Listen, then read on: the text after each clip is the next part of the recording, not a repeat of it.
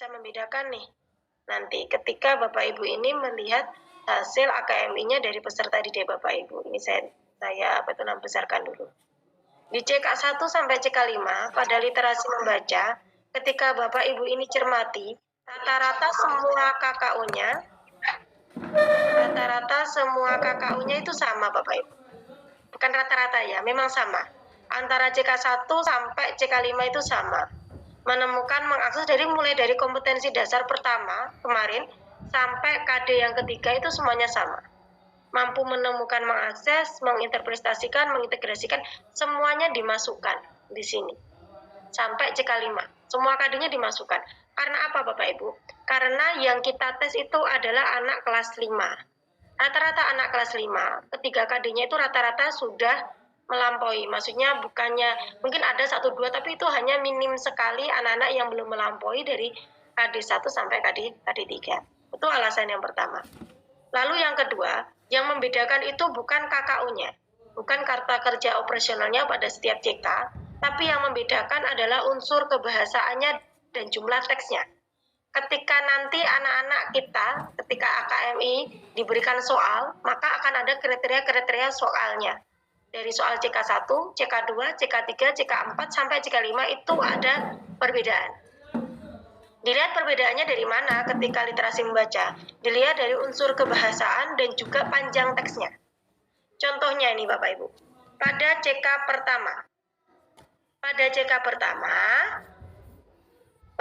pertama ini, anak-anak itu baru bisa menyelesaikan soal yang panjang bacaannya itu 100 sampai 200 kata. Sedangkan pada CK2 mereka itu bisa 150 sampai 250 kata. Jadi naik berkisar 50 kata. Pada CK3 nanti naik lagi tuh 50 kata.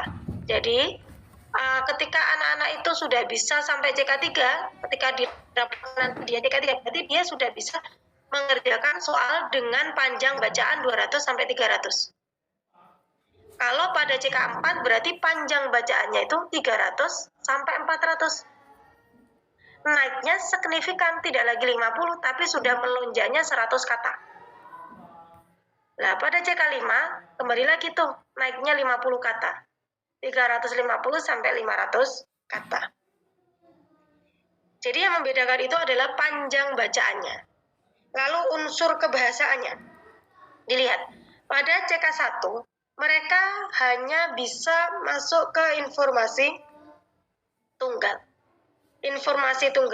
Beda ketika mereka di CK3, informasinya jamak. CK2-nya masih sama, informasinya tunggal.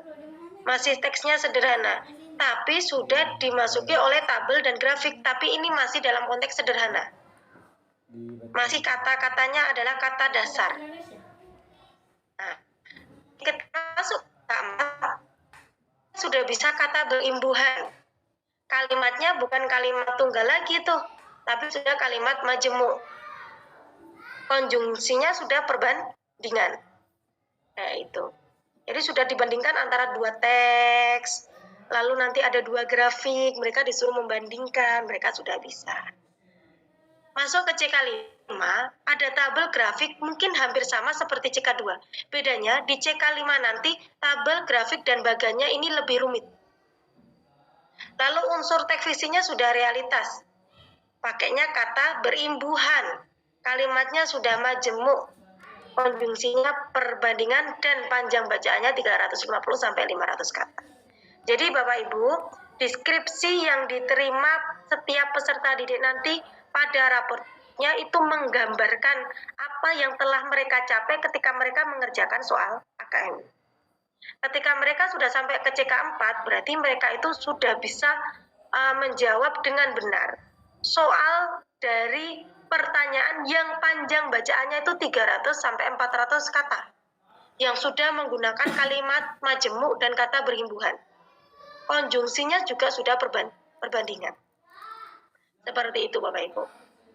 Jadi rapot yang diterima anak didik kita itu nanti itu sudah menggambarkan capaian mereka ketika mereka itu mengerjakan soal AKMI. Seperti itu ya Bapak Ibu. Mungkin pada capaian ini, apakah ada yang ditanyakan untuk literasi membaca? Kalau tidak ada, saya lanjut di desain pembelajaran literasi membaca madrasah ibtidaiyah. Oke Bapak Ibu, tujuan dari materi hari ini, pagi hari ini, itu agar Bapak Ibu mampu memahami pembuatan desain pembelajaran untuk penguatan literasi membaca jenjang madrasah ibtidaiyah.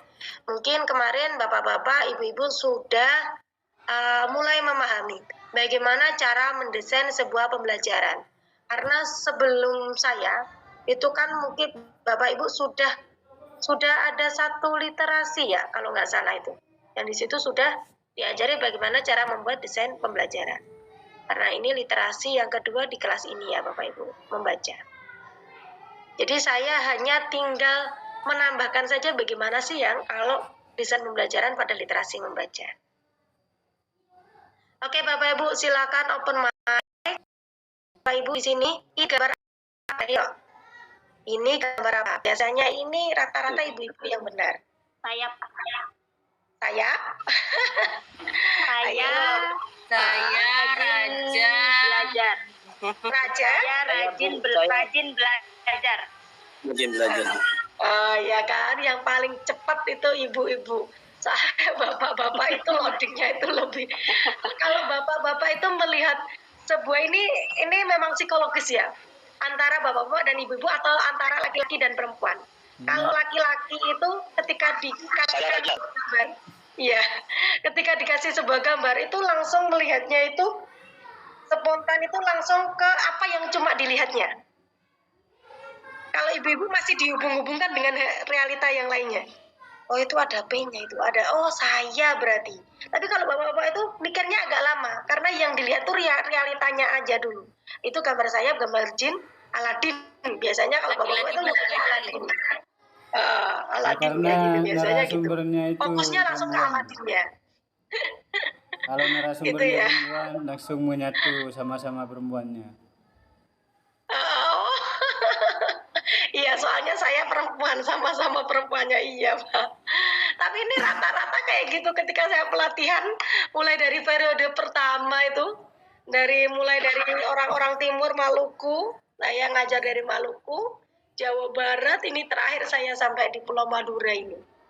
Saya yang belum pernah itu ngajar di Sumatera, itu belum pernah. Rata-rata kalau saya kasihkan gambar ini itu, rata-rata bapak-bapak itu langsung nyeletuk Aladin. Kalau nggak gitu diam, ibuku yang lebih dulu. Rata-rata seperti itu. Tapi ada yang benar, ada langsung bapak-bapak benar ada. Cuma rata-ratanya seperti itu umumnya. Oke, Bapak Ibu benar ya. Ini gambarnya sayap, tapi P-nya dicorek bawah. Berarti yang dihilangkan P yang bawah, berarti saya. Ada gambar jin, atasnya dikasih tambahan ra, berarti rajin. Ini tergantung perspektifnya Bapak Ibu. Boleh tuh saya rajin membaca, boleh tuh saya rajin menulis, boleh tuh saya rajin belajar. Tergantung Bapak Ibu. Kalau Bapak Ibu lihatnya itu dia cuma duduk-duduk saja, berarti ya saya rajin duduk. Nah, tergantung perspektifnya Bapak Ibu. Bagaimana Bapak Ibu melihat gambar ini itu apa? Jadi ya Bapak Ibu. Nah, sekarang Bapak Ibu, silakan open mic lagi. Saya ingin tahu ini biar saut-sautan. Bapak Ibu, seperti apa kondisi pembelajaran di kelas Bapak dan Ibu? Di A, B, C, atau D? B. B. Ayo. Ada yang C. Kadang-kadang D. Oh, kadang-kadang B. Berarti yang seringnya gimana? Kalau jam ketiga D, Bu. Ayo, lainnya. Kalau sudah capek siang hari, kayak D. Kalau sudah capek siang hari D. Mas, jujur sekali Pak Budi. Oke, Bapak Ibu kita bahas ya Bapak Ibu ini pasti sudah mengalami poin A sampai D. Mungkin ada yang Bapak Ibu tuh nggak pernah ngalami di poin D. Kenapa ketika saya tanyanya? Rata-rata itu jawabannya, Ibu saya ngajar di kelas AMI, rata-rata mereka itu kalau bosan itu nggak tidur Bapak Ibu. Tapi rata-rata mereka itu malah lari-larian di kelas. Jahil colek kanan kiri. Nah, berantem kanan kiri. Berantemnya ya berantem anak kecil kayak gitu. di kadang-kadang yang ngajar di kelas bawah itu 1, 2, 3 itu nggak ngalami tuh yang poin D. Rata-rata ngalaminya itu mereka malah lari-larian. Kalau bosen sama gurunya, kejar-kejaran, nggak bisa diem di tempat duduknya, pindah tempat duduk, dan lain sebagainya. Atau mungkin nanti sama temennya sibuk sendiri, bicara sendiri. Nah, tujuan pembelajarannya apa ya? Kita cek dulu KI-nya. KI pada kurikulumnya 13 atau kurikulum Merdeka. Kita cek dulu nih KI-nya. Apa tuh namanya CP-nya, CP atau KD-nya, KD dasar atau CP-nya. Kita cek dulu. Dari situ kita breakdown menjadi tujuan pembelajaran, Bapak Ibu. Kita breakdown dari tujuan pembelajaran. Oke, temanya tadi zakat, kompetensi dasarnya adalah ini. Buat dulu tujuan pembelajarannya. Kalau Bapak Ibu sering tujuan pembelajarannya kopas, nah ini nanti kita belajar bagaimana Bapak Ibu bisa membuat tujuan pembelajaran sendiri tanpa harus copy paste atau tanpa harus melihat yang sebelumnya sudah ada. Kadang kita itu enggak Bapak Ibu ya, saya saja juga kita sama-sama. Nih, kadangkala kita itu membuat RPP itu template. Tahun lalu kita pakai, tahun ini kita pakai lagi di tahun depan, dan seterusnya. Karena hanya sebagai syarat administrasi. Nah, Bapak Ibu, kalau seperti itu boleh atau enggak? Idealnya tidak. Tapi kalau Bapak Ibu menggunakan itu untuk administrasi ya, oke lah, sah-sah saja. Yang penting Bapak Ibu bisa mendesainnya. Minimal Bapak Ibu punya gambarannya. Kalau Bapak Ibu enggak membuat RPP secara tangan, Bapak Ibu bisa mendesainnya secara pikiran. Karena saya inginnya ini polanya. Ini saya sambil memberikan pengertian ya Bapak Ibu. Kemarin saya itu sempat minggu kemarin lagi ketika saya mengajar di daerah Sukabumi Jawa Tengah itu Bapak Ibu. Sukabumi itu Jawa Barat. Sukabumi Jawa Barat. Itu ada salah satu guru itu yang memberikan pertanyaan kepada saya. Dan ini jawabannya saya tularkan ke Bapak Ibu ya. Ada yang memberikan pertanyaannya bagus sekali dan benar-benar membekas di saya. Ketika saya memberikan pertanyaan kemarin itu Bapak Ibu, yang itu loh, seberapa pentingkah membaca menurut Bapak Ibu?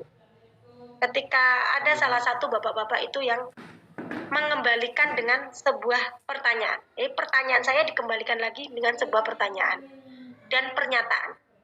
Bapak tadi itu bilang seperti ini. Ibu, kalau saya disuruh memberikan pendapat seberapa pentingkah literasi membaca untuk kami, saya kembalikan lagi ke Bapak Ibu semuanya. Saya kembalikan lagi, seberapa pentingkah literasi membaca itu di kami, itu saya kembalikan dengan pertanyaan. Kalau menurut Bapak Ibu itu penting, kalau menurut Bapak Ibu itu penting literasi membaca ini, maka Bapak Ibu akan menerapkan literasi membaca ini di madrasahnya Bapak Ibu. Berarti kalau Bapak Ibu ini menerapkan ilmu yang saat ini Bapak Ibu pelajari pada literasi membaca di madrasahnya Bapak Ibu, berarti Bapak Ibu itu merasa bahwa literasi membaca ini penting. Tapi kalau setelah pelatihan ini Bapak Ibu tidak menerapkan bagaimana pembelajaran dengan penguatan literasi membaca itu di madrasahnya Bapak Ibu dan tidak ada perubahan, maka bisa dikatakan bahwa menurut Bapak Ibu ini literasi membaca ini tidak penting. Jadi dikembalikan lagi kepada Bapak Ibu semuanya. Dan pernyataannya, jadi pertanyaan dan pernyataannya Bapak tadi itu benar-benar membekas di saya. Dan ini saya sampaikan dan saya tularkan lagi ke Bapak Ibu. Jadi kalau Bapak Ibu ini merasa bahwa ini itu penting, maka Bapak Ibu nanti action-nya atau Bapak Ibu akan menerapkan di pembelajaran atau di kelasnya Bapak Ibu. Minimal Bapak Ibu sendiri yang menerapkan. Maksimalnya Bapak Ibu tularkan ke guru yang lain. Karena Bapak Ibu ini adalah sebagai perwakilan pada madrasahnya Bapak Ibu ini untuk mengikuti pelatihan ini. Dan kita kembalikan juga kepada hati kita sebagai seorang guru. Seorang guru itu panggilan. Saya bilang panggilan. Kita kadang seorang guru, apalagi seorang guru dengan tanda kutip dengan penuh keikhlasan. Kita tidak tahu, masalah kita tidak membicarakan tentang gaji dan lain sebagainya. Tapi kalau namanya guru panggilan hati, saya dulu juga pernah di posisi, mungkin ada di sini yang Bapak Ibu ini masih honorer, saya juga pernah di posisinya Bapak Ibu. Saya juga tahu maksudnya. Tapi ketika dulu dari awal tuh saya tuh mengajar dari panggilan hati sampaikan apa yang harus saya berikan. Kayak gitu. Itu ya Bapak Ibu ya. Ini untuk hubungan dan keterkaitannya. Nah, sekarang Bapak Ibu, ini adalah KKO pada masing-masing CK yang bisa Bapak Ibu gunakan ketika Bapak Ibu nanti membuat skenario pembelajaran. Membuat tujuan pembelajaran atau indikator pembelajaran. Di sini bisa pakai. Bapak Ibu, ketika anaknya Bapak Ibu nanti ambil nih CK3 pada materi literasi membaca. Bapak Ibu bisa menggunakan kata menemukan, bisa menggunakan kata mengidentifikasikan, bisa menggunakan kata menyimpulkan. Ini untuk indikatornya. Tergantung, semuanya lagi tergantung dengan materi apa yang Bapak Ibu ambil. Gitu ya Bapak Ibu. Nah, oh ya, kalau ada pertanyaan Ibu, ini kok KKU-nya dari CK1 sampai CK5 ada yang sama ya? Semuanya ada mengidentifikasikan, ini perbedaannya apa ya? Yang membedakan itu adalah konten dan konteksnya. Yang membedakan itu adalah kompleksitas materinya dan unsur kebahasaannya.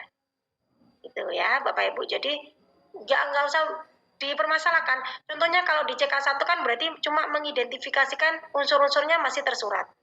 Mengidentifikasikan tokoh dan lain sebagainya. Mungkin dia bacaannya masih sederhana. Masuk dia ke CK3 berarti bahasanya sudah ada peningkatan di sana. Yang diidentifikasikan bukan lagi tokoh-tokohnya, tapi yang diidentifikasikan itu sudah ke unsur kebahasaannya.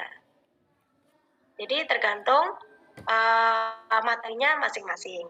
Tingkat kompleksitasnya masing-masing. Nah, bagaimanakah cara menentukan indikator dan tujuan pembelajaran? Bapak Ibu, kalau saya ini menerangkan, saya biasanya langsung sampai ke slide ini. Saya ke slide ini dulu. Bapak Ibu, indikator pembelajaran. Kalau saya saya disuruh mengartikan nih Bapak Ibu. Ini pakai bahasa saya sendiri. Indikator pembelajaran itu adalah sebuah langkah-langkah yang harus, saya ulangi, indikator pembelajaran itu adalah sebuah langkah-langkah yang harus dilewati peserta didik kita untuk mencapai tujuan pembelajaran berdasarkan kompetensi yang akan diraihnya. Contohnya nih Bapak Ibu, ketika Bapak Ibu disuruh membuat indikator dari kompetensi dasar atau subkompetensinya menyimpulkan kejadian pada teks. Kata menyimpulkan ini, kalau anak-anak disuruh menyimpulkan, berarti kalau Bapak Ibu disuruh membuat indikator itu, jadikan Bapak Ibu ini seperti anak-anak didik Bapak Ibu. Ketika Bapak Ibu disuruh menyimpulkan kejadian pada teks, itu langkah apa yang harus Bapak Ibu lalui? Maka kita bisa cari jawabannya itu. Oh, berarti kalau aku disuruh menyimpulkan kejadian pada teks, berarti pertama kali saya harus menemukan ide pokok dulu. Kalau sudah menemukan ide pokok, langkah kedua apa ya? Berarti ide pokoknya, nanti dari ide pokok itu, saya harus bisa mengurutkan berbagai peristiwa yang penting dulu. Tak urutkan berbagai peristiwa. Nah, kalau dua indikator ini bisa terlampaui nih, dua kata operasional bisa terlampaui, maka nanti ketika saya ditanya simpulkan kejadian pada teks, saya bisa menyimpulkan. Karena saya sudah tahu ide pokoknya, saya sudah mengurutkan peristiwa penting. Oke, saya ulangi ya Bapak Ibu. Jadi indikator pembelajaran itu adalah sebuah langkah-langkah yang harus dilalui atau yang harus dilewati oleh peserta didik kita untuk mencapai tujuan pembelajaran berdasarkan kompetensi yang ingin diraihnya. Oke. Kalau dari sini, dari menyimpulkan, langkah-langkah kalau kita disuruh menyimpulkan, sebelum menyimpulkan langkah apa yang harus dilalui? Pertama, menemukan ide pokok. Yang kedua, mengurutkan berbagai peristiwa. Kalau dua-duanya sudah terlampaui, baru bisa menyimpulkan.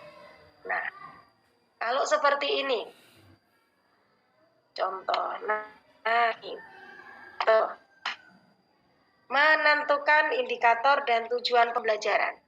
Sama seperti apa yang saya terangkan tadi, Bapak Ibu. Nomor 1, memahami dulu kompetensinya. Nomor 2, posisikan diri sebagai peserta didik. Bapak Ibu posisikan diri sebagai peserta didiknya.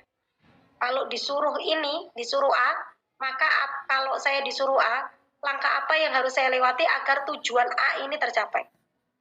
Kalau Bapak Ibu disuruh mencari ide pokok, contohnya, disuruhnya tadinya mencari ide pokok, maka apa yang harus dilakukan Bapak Ibu dulu step by step? Maka pertama, membaca dulu, memahami bacaan, langkah yang pertama. Langkah kedua, mencari informasi penting. Informasi pentingnya di mana ya? Di awal, di tengah, atau di akhir? Baru setelah itu nanti Bapak Ibu bisa menentukan ide pokoknya. Nah, setelah Bapak Ibu memosisikan diri sebagai peserta didik yang belum tahu, Bapak Ibu kan tadi menemukan jawabannya nih, langkah-langkahnya nih. Bapak Ibu temukan jawabannya, Bapak Ibu rinci itu pertanyaan Bapak Ibu, setelah itu Bapak Ibu jawab sendiri tuh. Bapak Ibu rinci jawabannya itu. Setelah Bapak Ibu rinci, jadikan itu indikator. Langsung kita praktek. Ini kita belum ke tujuan pembelajaran. Contohnya ini adalah menilai kualitas teks informasi religius. Oke, saya ingin ada yang open mic dari perwakilan bapak-bapak, ibu-ibu, satu aja nih. Saya minta tolong untuk raise hand. Yang ingin membuat indikator langkah apa? Pertanyaan saya, langkah apa yang harus dilalui siswa ketika disuruh menilai kualitas teks informasi? Langkah apa? Sebelum disuruh menilai ini, langkah apa yang harus mereka lewati? Satu aja KKU disuruh ngapain? Silakan salah satu mungkin dari Bapak Ibu yang ingin mewakili raise hand. Kalau tidak ada, nanti saya yang tunjuk ke Bapak Ibu. Saya paksa Bapak Ibu nih. Saya paksa ya. Ayo, silakan Bapak Ibu, satu aja yang ingin.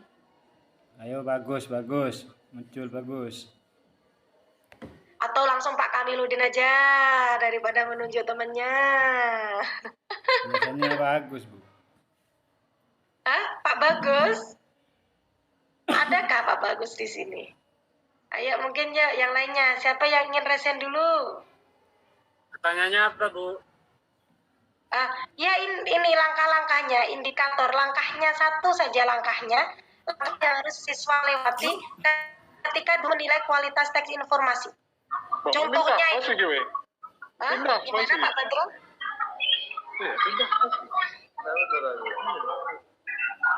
Pak Badrul ingin menjawab, ingin mencoba.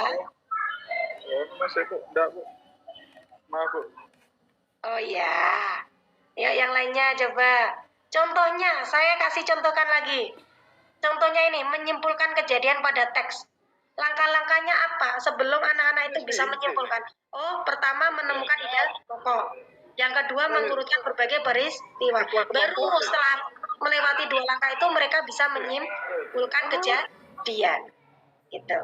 Nah, sekarang pertanyaannya, langkah apa yang harus mereka lewati ketika mereka itu disuruh menilai kualitas teks? Silakan, yang ingin mencoba menjawab. Satu saja, masa dari kelas ini nggak ada yang berani? Satu saja. Yuk nih, bapak-bapak nih. Ayo sebagai imam. Satu saja.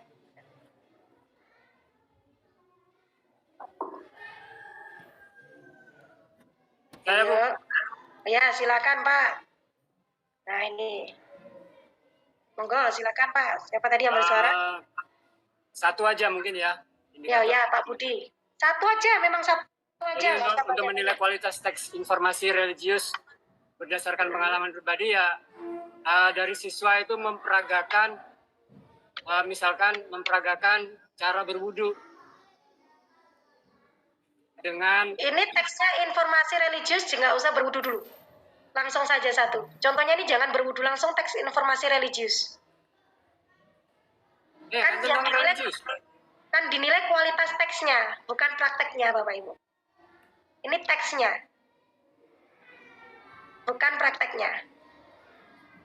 Teks bacaannya itu loh Bapak Ibu, bukan praktek ubudiahnya. Jadi Bapak Ibu ini anak-anak ini disuruh menilai kualitas teksnya, teks bacaannya.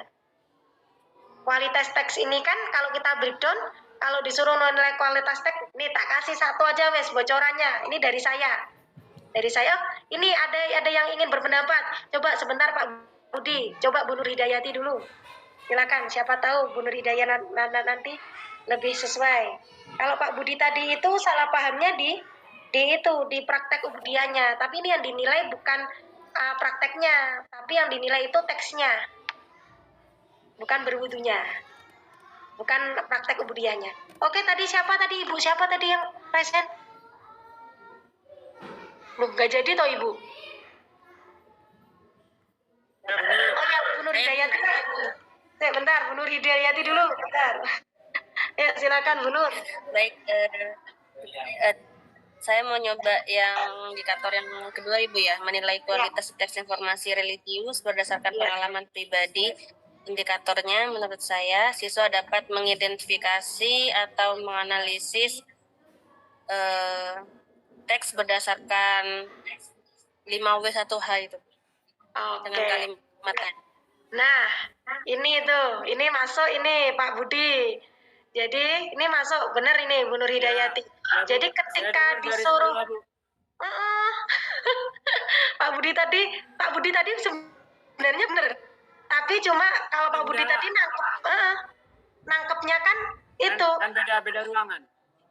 Sebelah. Oh, sebelahnya. Beda ruangan. Oh, alah satu sekolah, bukan? Oh, alah ya Pak Budi ya satu sekolah ternyata. Satu sekolahnya tapi beda perspektif ya. Oke, nggak apa-apa, berbeda-beda tetapi tetap satu. Jadi gini, ini kan yang dinilai teksnya. Dinamika. Ini yang dinilai itu teksnya. Berarti apa yang disampaikan Bu Nur Hidayati tadi benar ya Bapak Ibu ya. Jadi ini nanti bisa indikatornya itu adalah saya tulis di sini sesuai apa yang Bu Nur Hidayati tadi. Bu, kalau memberikan indikator itu jangan dikasih siswa mampu. Itu nanti ranahnya tujuan. Jadi indikator itu langsung KKO-nya. Bapak Ibu tadi pakai kata mengidentifikasikan. Identifikasikan. Nah, jadi pakainya langsung mengidentifikasikan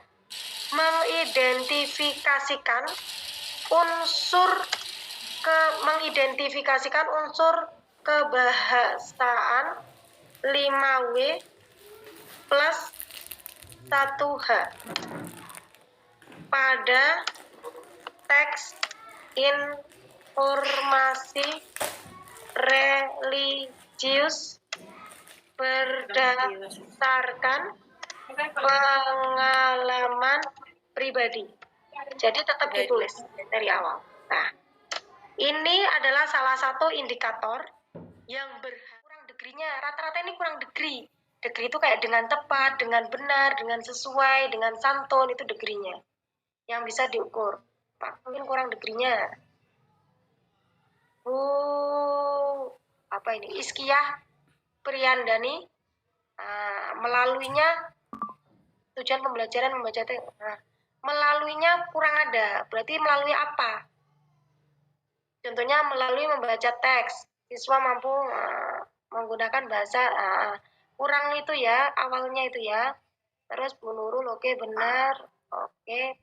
Pak Agus oke, boleh, nggak apa-apa. Bu Hosnul benar. Nah, yang belum, yang bawah di oke, anak-anak dapat mencari Bu Khairun Nisa ini melaluinya kurang. Contohnya melalui membaca teks, anak-anak dapat mencari ide pokok dari informasi dengan baik. Kurang melaluinya. Melalui apa? Oke, gitu ya. Ya.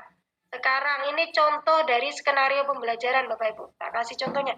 Nanti Bapak Ibu tak kasih link contohnya ya Bapak Ibu. Nah, Bapak Ibu nanti bisa pakai ini aja. Tak kasih contoh linknya. Nanti bisa Bapak Ibu saya kasih di kolom chat ya Bapak Ibu ya. Pak Bahrullah benar itu. Degree-nya belum Pak Bahrullah. Degree-nya dengan benar, dengan tepatnya belum. Bapak Ibu saya kirim di kolom chat, itu nanti Bapak Ibu bisa download di situ. Oke, contoh skenario pembelajaran. Mata pelajarannya silakan dipilih sendiri. Kurikulumnya pakai apa? Kalau Merdeka berarti di sini pakainya CP. Kalau K13 pakainya KD. Tujuan pembelajarannya. Nah, tujuan pembelajarannya seperti apa yang Bapak Ibu buat tadi. Pakai rumus ABCD. Melalui kegiatan membaca mandiri secara cermat atau melalui menonton video atau melalui mengamati, kayak gitu. Siapa orangnya? Peserta didik. Baru indikatornya. Mampu mengidentifikasikan kata yang mendominasi dalam sebuah paragraf dari teks halal haramnya makanan dan minuman. Capaiannya apa? Dengan benar. Kayak gitu. Ini rata 4. Berarti kalau tujuan pembelajarannya ada 4, berarti indikatornya di breakdown juga ada 4. Kalau tujuan pembelajaran nomor 1 ini, indikatornya yang mana Bapak Ibu? Silakan sama-sama ya open mic. Kalau indikatornya nomor 1 ini, tujuan pembelajarannya nomor 1 ini, indikatornya yang mana? Indikatornya. Ayo Bapak Ibu. Kalau tujuannya nomor 1, indikatornya yang mana? Langsung open mic aja. Biar sama-sama.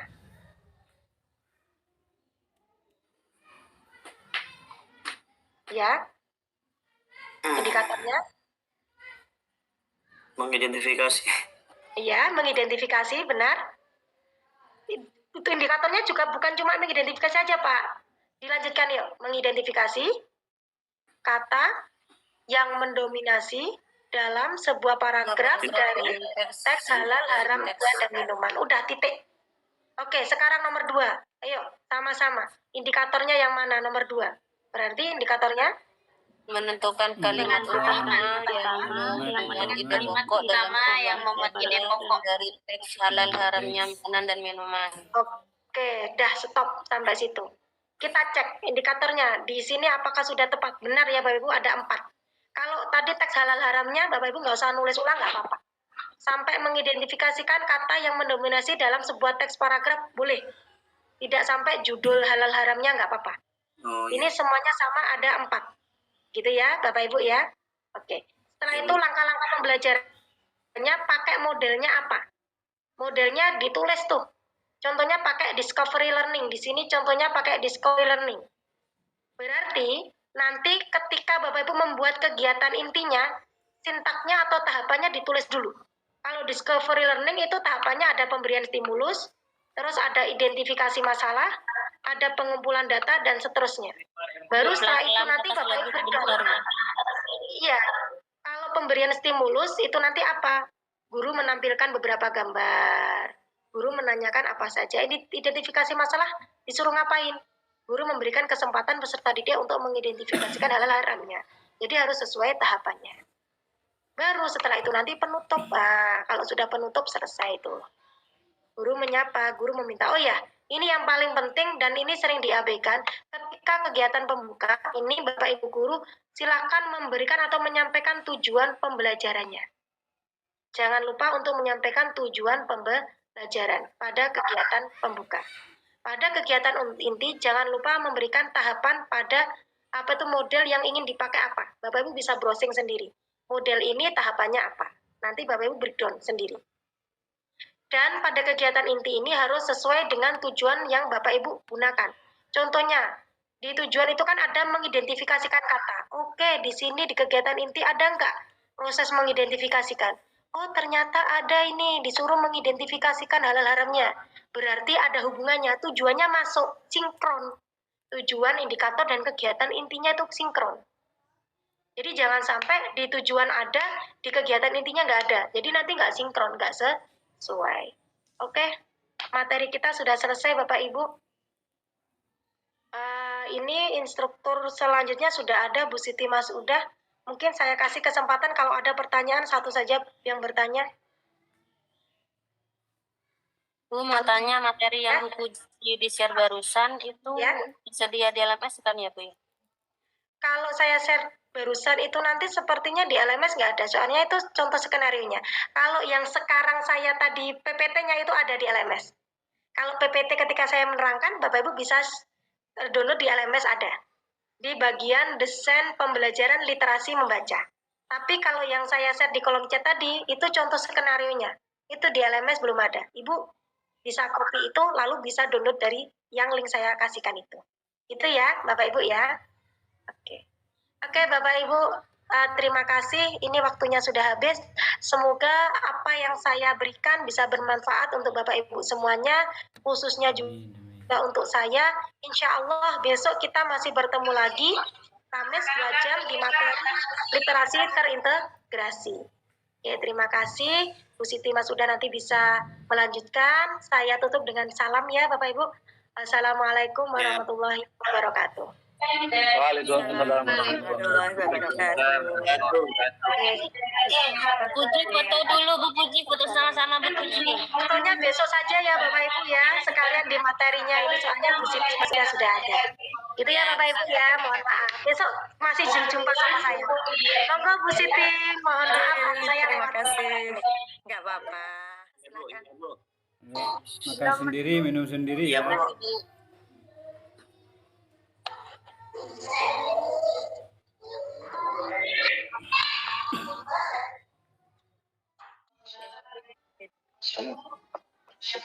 Hudson ya Bu ya? Ya, Literasi adalah kemampuan untuk mengidentifikasi, memahami, menafsirkan, membuat, berkreasi, dan menghitung dengan menggunakan bahan cetak dan tertulis yang terkait dengan berbagai konteks. oke. Itu tadi ya Bapak Ibu ya, bahwa literasi itu seperangkat keterampilan nyata, terutama keterampilan dalam membaca, menulis yang terlepas dari konteks yang mana keterampilan itu diperoleh serta siapa yang memperolehnya. Itu dari UNESCO. Kemarin sudah sempat saya singgung sedikit ya masalah literasi ini, bahwa literasi tidak hanya literasi membaca buku gitu. Jadi membaca keadaan, membaca situasi itu juga termasuk literasi. Nah, sekarang kalau dikaitkan dengan literasi numerasi, itu menurut OECD 2018 mendefinisikan literasi numerasi sebagai kapasitas individu yang merumuskan, menggunakan, dan menafsirkan ilmu matematika pada berbagai macam konteks. Literasi numerasi meliputi logika matematika dan penggunaan konsep, prosedur, fakta, dan prasangka matematika untuk menggambarkan, menguraikan, dan memperkirakan sebuah fenomena. Itu Bapak Ibu. Nah, Bapak Ibu, mari kita amati, kita nobar, nonton bareng. Ini ada video pembelajaran untuk literasi numerasi. Silahkan Bapak Ibu amati. Nanti ada beberapa pertanyaan terkait video pembelajaran ini. Begitu ya Bapak Ibu ya. Saya kemarin ditanya Bu,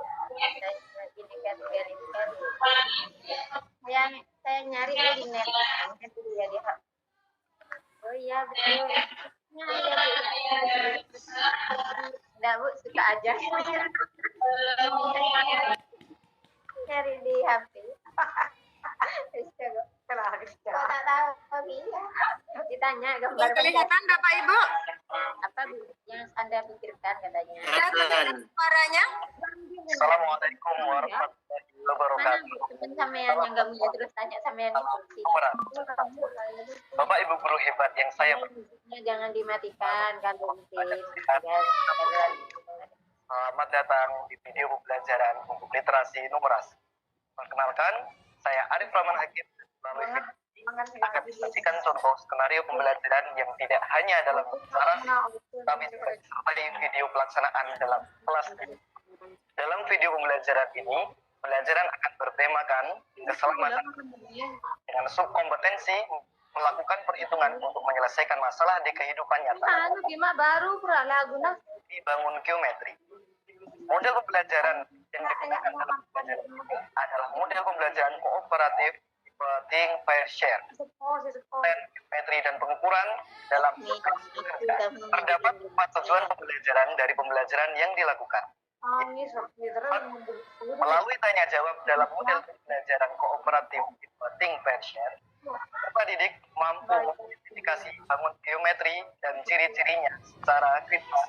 Yang kedua, melalui diskusi kelompok dalam langkah model pembelajaran kooperatif tipe think pair share, peserta didik mampu menggunakan ciri-ciri bangun geometri dalam proses penyelesaian masalah otomatis dan teliti.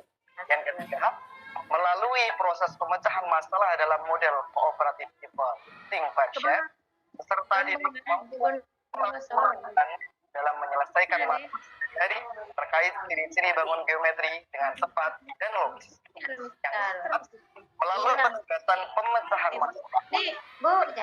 bentar. Almita kepada wasa. Masalah terkait ciri-ciri bangun geometri Salah itu teman. sistematis. Sekarang kita akan masuk ke inti pembelajaran. Sebuah model pembelajaran